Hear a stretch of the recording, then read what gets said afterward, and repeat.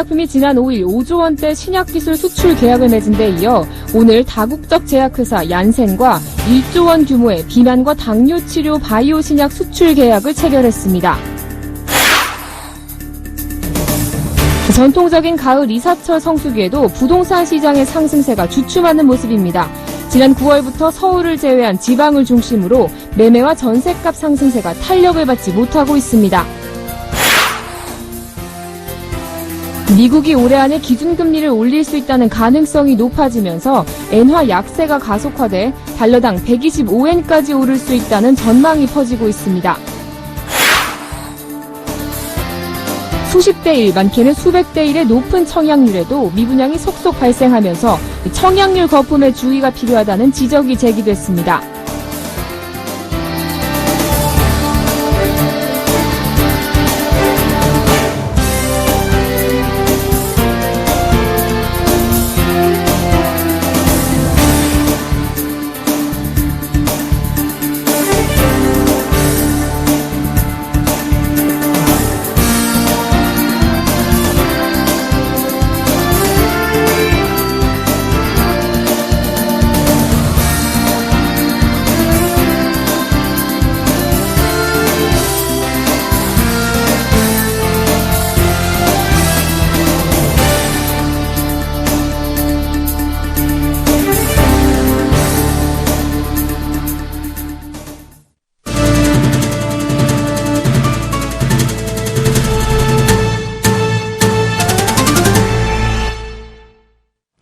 여러분 안녕하십니까? 11월 9일 월요일 생경제연장 오늘의 주요 뉴스입니다. 한미약품이 사노피와 5조 원 규모의 기술 수출 계약을 체결한 데 이어 미국의 제약업체인 얀센과도 1조 원 규모의 당뇨, 비만 치료 기술 수출 계약을 성사시켰습니다. 한미약품은 오늘 미국 얀센과 지속형 당뇨, 비만 신약 치료제를 개발, 상업화하는 라이센스 계약을 체결했습니다. 한미약품은 얀센으로부터 확정된 계약금 1억 500만 달러와 단계별 임상 개발, 허가, 상업화 마일스톤으로 총 8억 1천만 달러를 별도로 받게 됩니다. 제품 출시 이후에는 두 자릿수 %의 판매 로열티도 받습니다. 이 덕분에 한미약품 주가는 지난 6일 상한가인 30%까지 급등했으며 오늘도 15.9%나 상승하며 83만 4천 원에 마감했습니다. 부동산 시장에선 10월부터 11월까지 전통적인 이사철 성수기로 불립니다. 그런데 올 들어 줄곧 오르기만 하던 매매값이 지난 9월부터 지방을 중심으로 상승세가 한풀 꺾이고 있습니다. 정창신 기자입니다. 부동산 시장이 가을 이사철 성수기임에도 매매 전셋값 상승세가 주춤하고 서울을 제외하고는 거래 시장도 탄력을 받지 못하고 있습니다. 이 때문에 주택시장에는 벌써부터 지방발 침체가 시작된 게 아니냐는 전망도 나오고 있습니다. 부동산 114에 따르면 지난달 전국의 아파트 매매 가격은 전월에 비해 0.35% 상승했습니다. 이는 지난 9월에 비해 상승폭이 0.04%포인트 감소한 것입니다. 설 연휴가 끼어있던 2월에 이어 올해 두 번째로 낮은 상승률입니다. 통상 10월은 9월 추석 연휴 이후 주택 거래가 활발하게 진행되며 가격 상승폭이 커지는 경우가 많았습니다. 국민은행 통계를 보면 지난해에도 전국 아파트 값은 9월에 0.32% 올랐다가 10월에는 0.36%로 오름폭이 확대됐으나 올해는 반대의 모습을 보이고 있습니다. 특히 지방의 상승세 둔화는 뚜렷합니다. 올해 집값 상승률 1위를 달리는 대구는 올해 1월부터 매월 1% 이상 오름세를 보였으나 지난 9월 0.69%, 10월 0.49%로 둔화하고 있습니다. 청약과열이 빚어지고 있는 부산도 지난달 0.47%로 오름세를 이어갔지만 7월에 비해 상승폭은 반토막 수준입니다. 아파트값 상승세가 꺾인 것은 최근 전셋값 상승세가 둔화된 것과 무관치 않습니다. 가을 이사철에도 불구하고 지난달 전국의 아파트 전셋값 상승률은 0.76%로 올해 들어 가장 낮았습니다. 수도권에서도 재건축 사업 추진으로 이주 수요가 발생하고 있는 서울만 지난달 전세 1.32%, 매매 0.49% 오르며 전월에 비해 상승폭이 컸고 경기, 인천은 매매 전세 모두 오름폭이 둔화됐습니다. 업계에서는 올해 가을 이사철 특수가 예년만 못한 것은 연초부터 이어진 가격 상승에 대한 피로도가 높아진 때문으로 분석했습니다. 특히 지방은 앞으로 본격적으로 가격이 꺾이는 것 아니냐는 우려가 나오고 있습니다. 대구 수성구 황금동의 한 공인중개업소 대표는 대구는 최근 2, 3년간 집값이 너무 많이 올라 이제는 떨어질 때가 된 것 아니냐는 말들이 많이 들린다며 최근 비싼 값에 내놓은 아파트는 팔리지도 않고 호가를 1,000만 원에서 2,000만 원 이상 낮춰내놔도 거래가 잘 안 된다고 말했습니다. 서울경제TV 정창신입니다. 최근 금융당국이 시중은행을 상대로 집단대출 실태 점검에 나선 가운데 은행들이 이미 한두 달 전부터 이 집단대출의 위험성을 감지하고 자율적으로 대출 심사를 강화한 것으로 나타났습니다. 집단대출은 신규 아파트를 분양할 때 시공사 보증으로 계약자에 대한 개별 소득 심사 없이 중도금이나 잔금을 분양가의 60%에서 70% 수준까지 빌려주는 것을 말합니다. 과거 집단대출은 은행들의 안정적인 수익원 역할을 해 은행들은 그동안 치열한 영업 경쟁을 벌여왔습니다. 하지만 올 들어 분양시장 호조로 중도금 집단대출이 9조 원 넘게 불어나는 등 과열 양상이 벌어졌습니다. 이에 은행권에서는 분양시장의 사업성이 좋지 않은 일부 비수도권 분양물을 중심으로 대출 부실화가 나타날 위험성이 크다는 판단하에 자체적으로 집단대출 리스크 관리를 강화하고 있는 것입니다. 미국의 연내 기준금리 인상 가능성이 높아지면서 엔저 기대감이 다시 커지고 있습니다. 일본 니혼게이자이 신문은 어제 최근 외환시장에서 달러 강세, 엔화 약세가 가속화되면서 달러 엔 환율이 달러당 125엔을 돌파할 가능성이 크다고 보도했습니다. 지난주 엔화 가치는 달러에 대해 5거래일 내내 약세를 보였습니다. 엔화는 현재 달러당 123엔 선에서 거래가 이뤄지고 있습니다. 엔저에 힘입어 도쿄 증권거래소의 니케이 225 지수는 3주 연속 오르며 19,200선을 돌파 4개월 만에 2만 선 재등정을 누리게 됐습니다. 엔화 약세에 대한 기대가 커진 것은 미국 연방준비제도가 오는 12월에 있을 올해 마지막 통화정책회의에서 기준금리를 인상할 것이라는 전망 때문입니다. 게다가 지난 6일 미국 노동부가 발표한 10월 미국 고용지표도 양호해 미국의 기준금리 인상 가능성은 더욱 높아진 상황입니다. 아울러 미국 금리 상승을 예상한 기관 투자자와 헤지펀드의 돈이 달러에 모여들면서 엔화 약세에 대한 기대감은 높아지고 있습니다. 미국의 10월 비농업 부문 고용자 수가 시장 예상치를 크게 웃돌고 실업률도 금융위기 이후 최저치를 기록하자 미국이 12월에 금리 인상을 할 것이란 전망이 많아지고 있습니다. 이에 따라 한국 주식시장에서는 보험과 은행 등 금융업종이 강세를, 정유화학업종은 약세를 보일 것이란 전망이 나오고 있습니다. 이보경 기자입니다. 미국 고용지표 호조로 연내 기준금리 인상 가능성이 높아지면서 오늘 주식시장에서는 미국 금리 인상에 영향을 받는 업종들의 희비가 엇갈리는 모습이었습니다. 보험과 은행, 금융업이 상승 흐름을 나타냈습니다. 코스피 시장에서는 금융업은 0.53% 상승했고 은행이 0.27%, 보험업은 2.18% 올랐습니다. 보험업 중에는 현대해상이 4.3% 급등했고 삼성화재와 메리츠화재가 3%대, 이외에도 삼성생명, 동부화재 등 대부분의 종목이 상승했습니다. 보험과 은행 등 금융업의 경우 미국 기준금리가 인상되면 국내 금리가 상승해 예대 마진이 높아질 수 있기 때문입니다. 반면 달러화 강세로 원자재 가격이 하락하면서 실적 우려가 예상되는 정유화학업종은 부진한 흐름을 나타냈습니다. 화학업종은 2.46% 하락했고 비금속 광물은 4% 넘는 내림세를 보였습니다. 미국의 기준금리가 상승하면 원자재 가격이 하락할 가능성이 높아지기 때문입니다. 실제 현지 시간으로 지난 6일 서부 텍사스산 원유는 2% 하락한 배럴당 44.29달러로 마감하면서 3일 연속 하락했습니다. 미국 연내 금리 인상이 시장에 악재로 작용하면서 오늘 코스닥은 3.22% 급락했습니다. 코스닥에서 외국인과 기관이 각각 536억 원, 535억 원의 매물을 내놨고 반면에 개인이 1,027억 원을 순매수했습니다. 코스피도 오늘 0.75% 하락하는 모습을 보였습니다. 원달러 환율도 15원 30전 급등한 1,157원 20전을 나타냈습니다. 서울경제TV 이보경입니다. 현대그룹이 한진해운과 현대상선 간의 합병 추진설이 사실 무근이라고 밝혔지만 두 종목의 주가는 급락했습니다.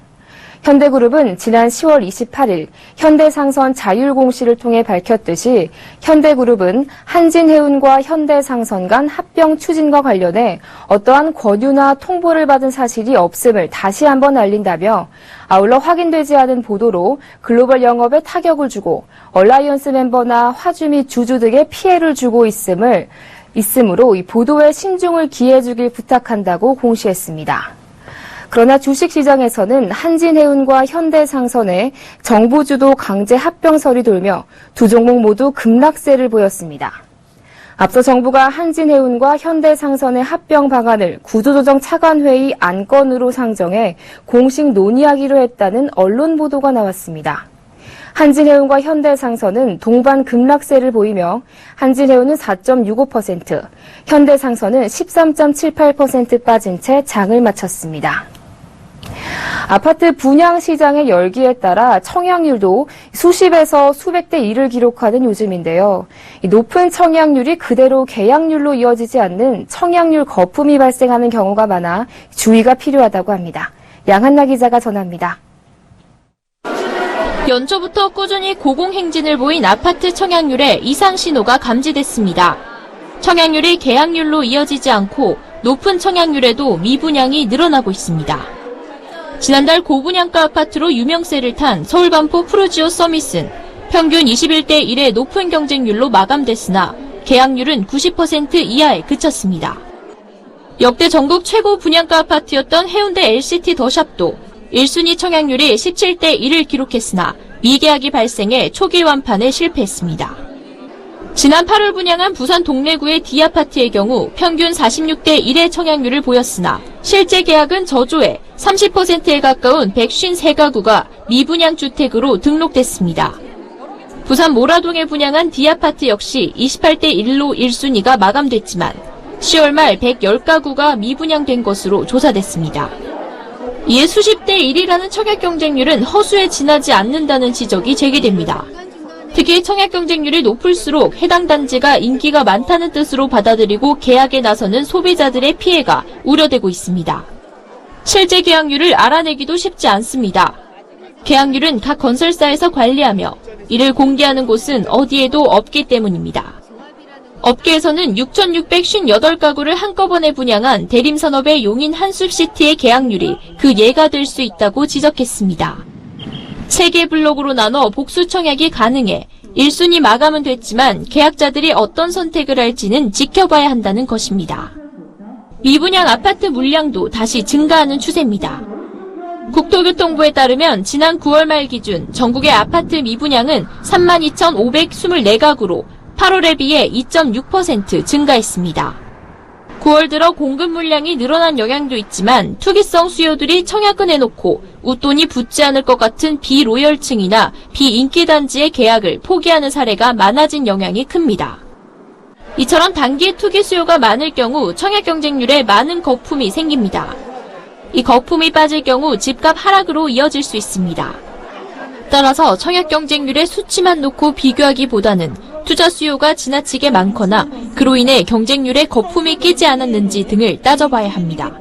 서울경제TV 양한나입니다.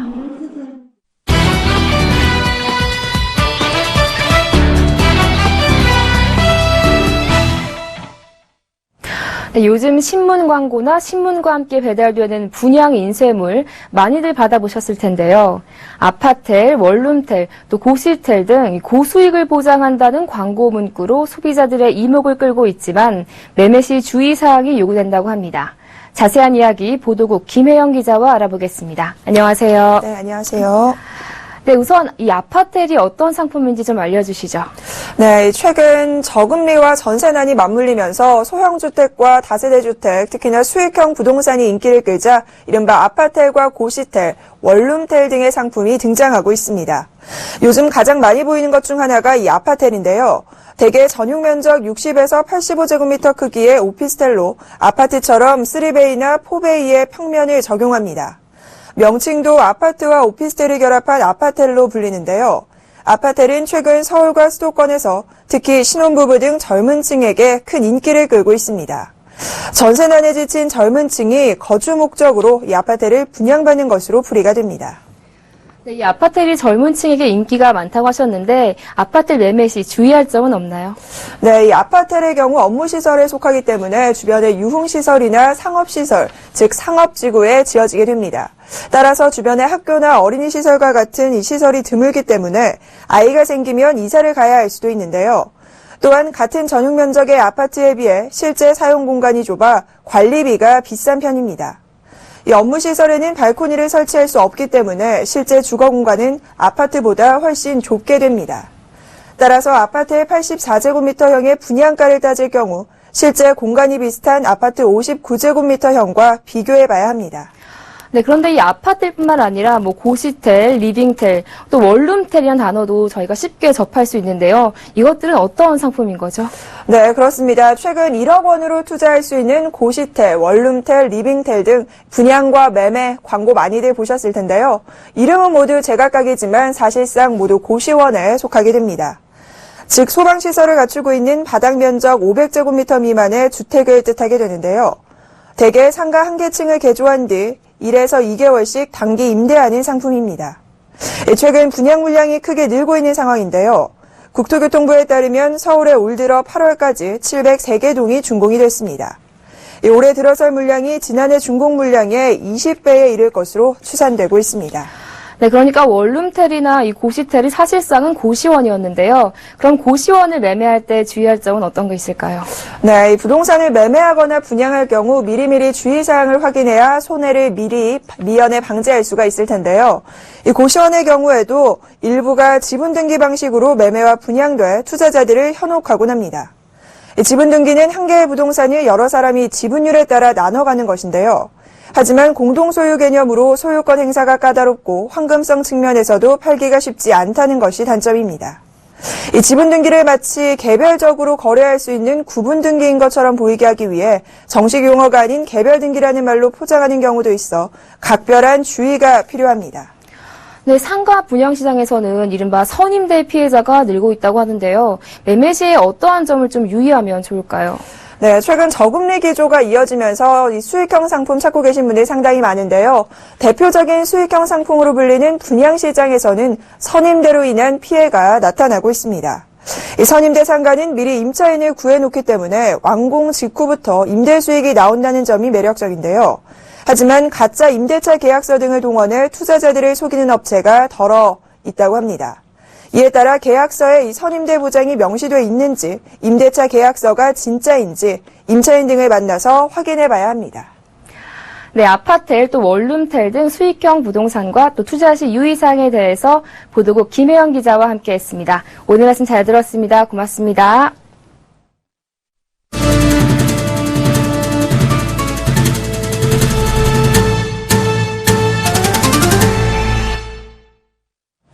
LG화학이 독일의 발전업체인 스테아그로부터 대규모 에너지 저장 장치인 ESS의 배터리 공급 계약을 따냈습니다. LG화학은 스테아기 내년 구축할 예정인 노르트라인 베스트팔렌주와 자를란트주 6개 지역의 ESS 프로젝트에 단독으로 배터리를 공급하게 됩니다. LG화학이 공급하는 배터리는 주파수 조정용 ESS 구축 사업으로는 세계 최대 규모인 140메가와트시급으로 10,000 가구 이상이 하루 동안 사용할 수 있는 수준입니다. 이번 계약으로 LG화학은 올해 국내 및 해외 시장에서 400메가와트시가 넘는 ESS용 배터리를 수주하게 됐습니다. 이는 지난해 전 세계 ESS용 배터리 출하량의 50%가 넘는 규모입니다. 독일 자동차 업체 폭스바겐 직원들이 CEO의 무리한 목표 설정으로 차량 이산화탄소 배출량을 조작한 사실을 인정했습니다. 폭스바겐 직원들은 독일 신문에 2013년부터 올해 봄까지 타이어 공기압과 연비 등을 조작했고 이산화탄소 배출 수치에도 손을 댔다고 폭로했습니다. 이들은 연비가 높은 것처럼 가장하기 위해 타이어 압력을 조정하고 심지어 디젤에 휘발유를 섞기도 했다고 털어놨습니다. 직원들은 마르틴 빈터코른 폭스바겐 그룹 전 CEO가 무리한 목표를 설정했기 때문에 조작에 나섰다고 밝혔습니다. 앞서 빈터콜은 전 CEO는 2012년 3월 스위스 제네바에서 열린 모터쇼에서 이산화탄소 배출량을 2015년 3월까지 30% 감축하겠다고 공언했습니다. 이는 사실 달성하기 어려운 목표였지만 내부 기술진은 CEO에게 감히 이 같은 사실을 전하지 못했고 결국 데이터 조작으로 이어졌다는 설명입니다. 앞으로 자연 녹지나 생산관리 지역에서 도로, 하수처리 시설, 녹지 등에 관한 계획을 사전에 수립해 공장을 세우면 건폐율을 완화받을 수 있게 됩니다. 국토교통부는 공장 건축 규제와 도시계획시설제도 정비 등을 주요 내용으로 한 국토계획법 시행령 개정안 등을 이달 10일부터 40일간 입법 예고한다고 밝혔습니다. 입법 예고안을 보면 국토부는 민간이 일정 요건을 갖춰 공업기능 등을 집중 개발, 정비할 수 있는 개발진흥지구의 지정을 제한할 수 있도록 허용했습니다. 또 민간이 제안한 지구 계획 타당성을 고려해 지방자치단체가 산업, 유통, 개발진흥구역으로 지정하면 조례를 통해 건폐율을 20%에서 30%에서 40%로 완화할 방침입니다. 아울러 대기와 수질 등 환경 법령에 따른 오염물질 배출 시설 설치 허가와 신고 대상이 아닌 공장 등은 용도 지역별 제한에 관계없이 지구 내에 입지가 가능해집니다. 오늘 17일 개장 1주년을 맞이하는 상장지수 증권인 ETN 시장이 가파른 성장세를 이어가고 있습니다. ETN은 국내외 주식과 채권, 상품, 변동성을 기초자산으로 하는 파생결합 증권으로 주식처럼 자유롭게 사고 팔 수 있는 상품을 말합니다. 초저금리 속 중위험 중수익 상품에 대한 수요가 커진 데다 다양한 전략형 상품으로 투자자들의 눈길을 사로잡았다는 평가입니다.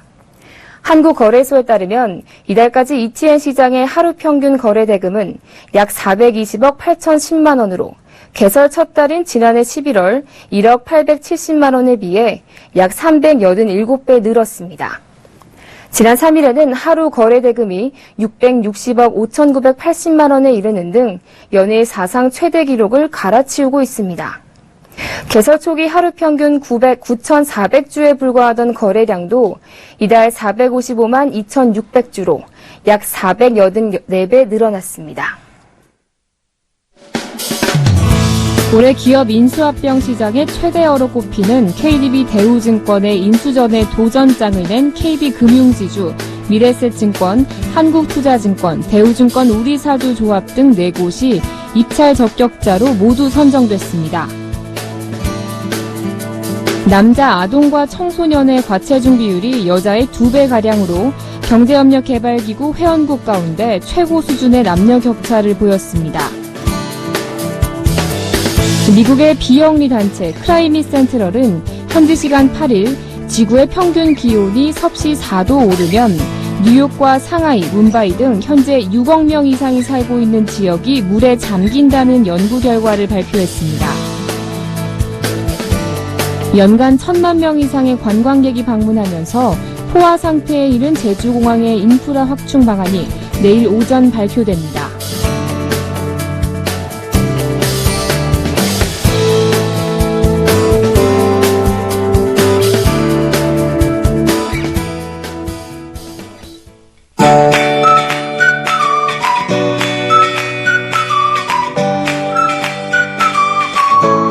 안녕하세요. K웨더 라이프스타일 예보 황지영입니다.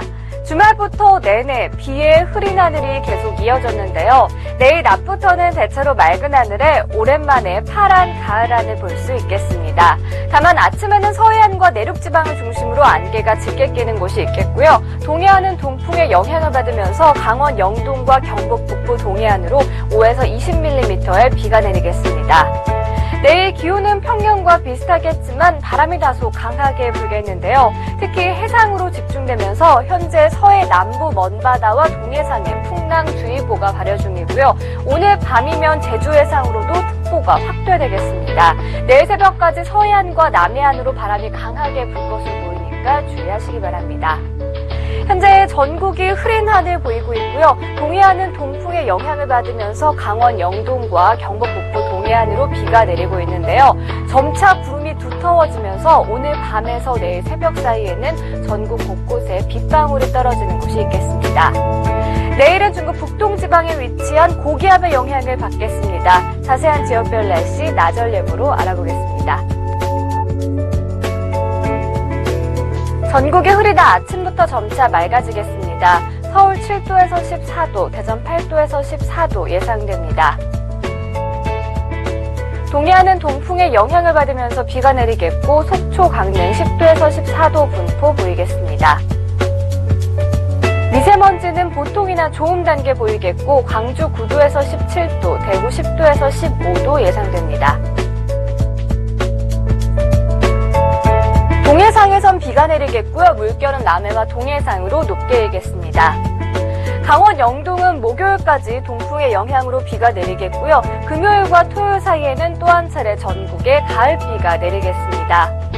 한편 수능일이 코앞으로 다가왔는데요. 2015년 수능일은 목요일, 평년보다 다소 높은 기온으로 한파는 없겠지만 바람이 다소 강해서 쌀쌀하게 느껴지겠고요. 동해와 남해상으로 물결이 높게 일 것으로 보이니까 배편 이용하는 수험생분들 미리 대비하셔야겠습니다. 기상정보였습니다.